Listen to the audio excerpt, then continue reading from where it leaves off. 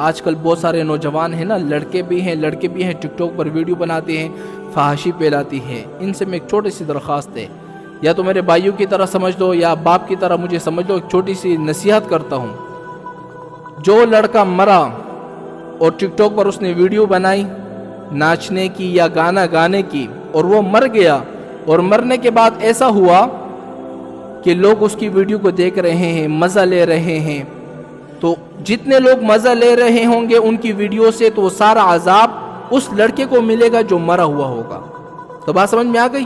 جیسے کہ چھوٹی سی مثال لے لو، ایک بندہ نیکی کا کام کرتا ہے نا، تو اس کا ثواب ایصال ثواب کے طور پر باپ کو پہنچتا ہے کہ نہیں؟ اسی طرح جو لڑکے ٹک ٹاک پر ویڈیو بناتی ہیں، فحاشی پھیلاتی ہیں، جب وہ مرے گی نا، وہ سارا عذاب ان کو قبر کے اندر بھی ملے گا. یار ٹک ٹاک پر اور فیس بک پر اور ٹک ٹاک پر کتنی فحاشی پھیلی ہوئی ہیں، لیکن موت کا پتہ ہے؟